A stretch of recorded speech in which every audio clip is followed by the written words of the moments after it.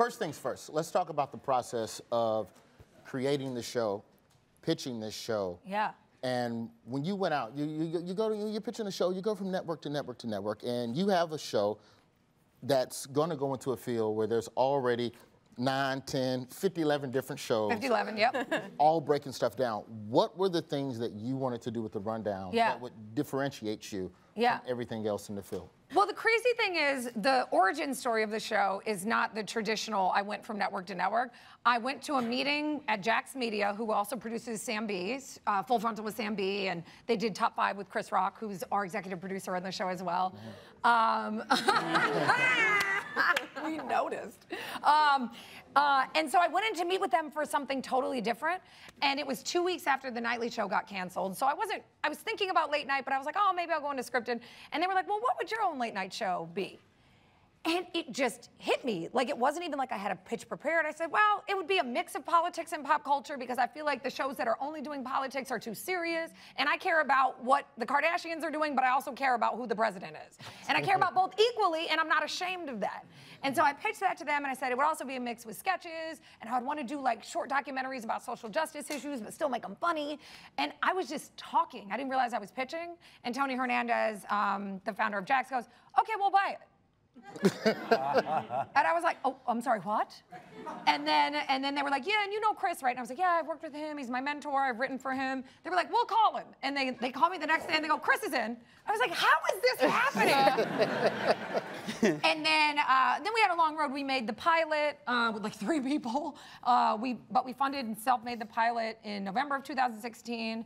And then we went out to all the networks. And it was interesting. I mean, some of them were like, you know, oh, it's too much like this, or it's not enough like this.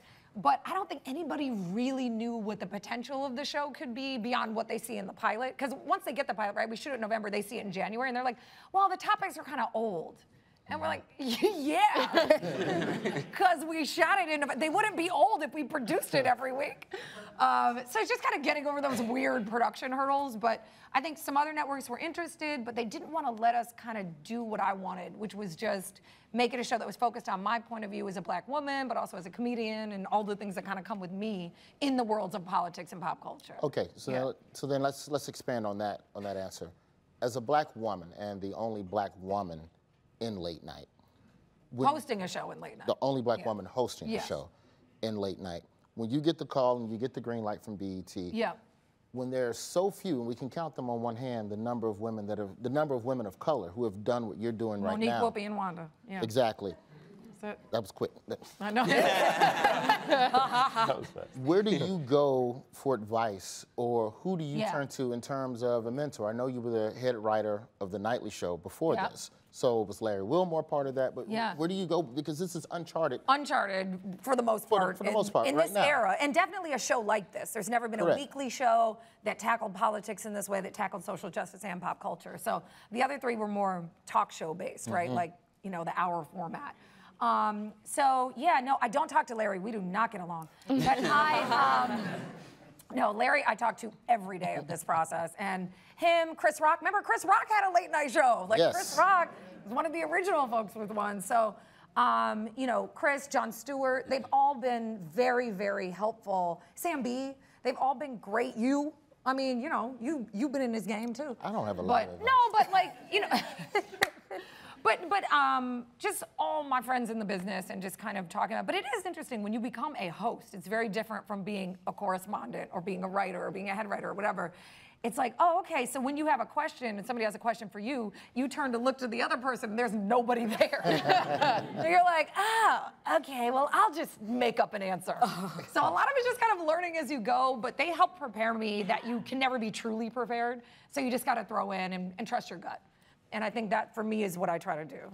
And that's interesting, because when you're creating something that hasn't been done before in the sense of what you want it to do, then for the writers, how did you even really get a feel for what to submit to even be a part of this? Or was it something?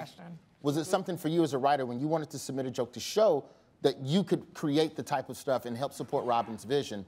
Did you go with trying to create things that you wish existed in late night, or did you just simply try to mirror things that already existed in the space?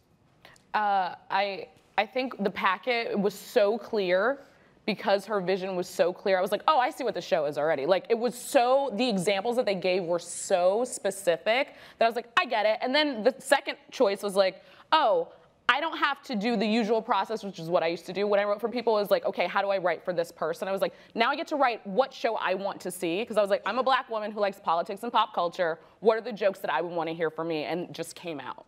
Totally. I've also been following Robin online for years. So I kind of understood your sense of humor, and that was really, she's been in the game forever.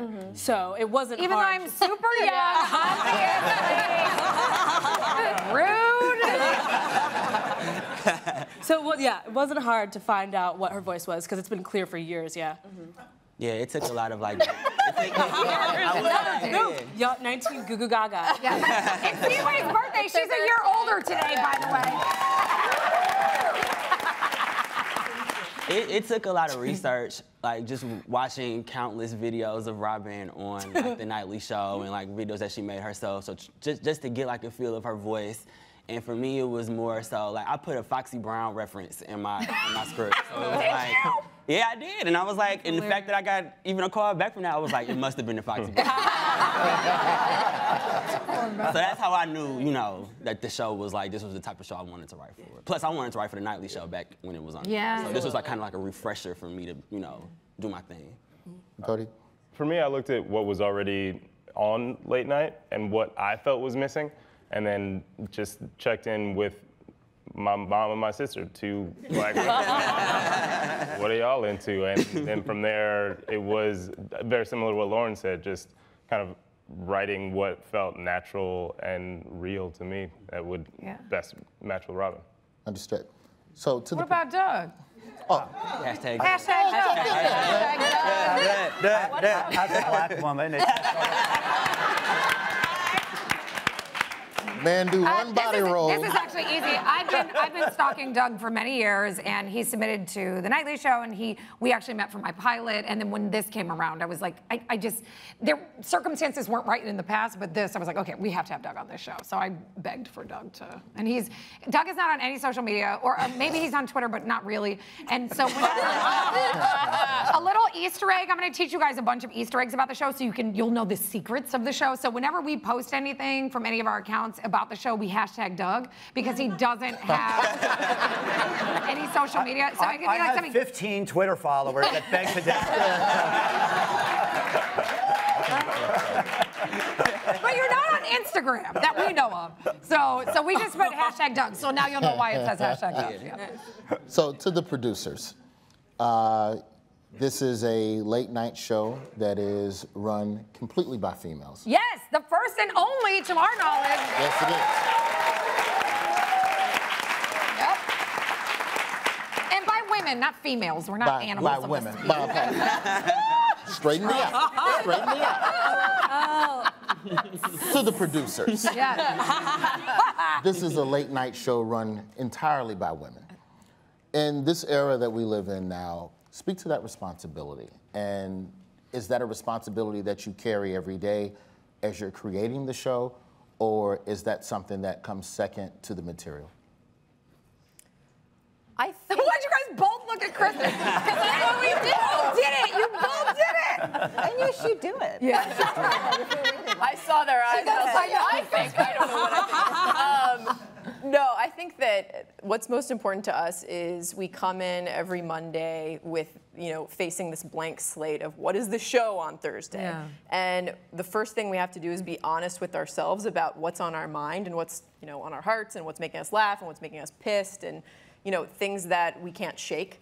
And even if they're tricky, we try and look them in the barrel and take them on, I think. And especially in the last couple of months, it's been, in the news so often, being a part of Me Too and not being able to turn away from it, and with good reason. And, we kind of ended up having a massive list of someone every week that we would add to our to our graphic. And then on a Thursday, that graphic would get added to throughout the day many times. Yeah. Sorry, graphics, we got another asshole for you. Yeah.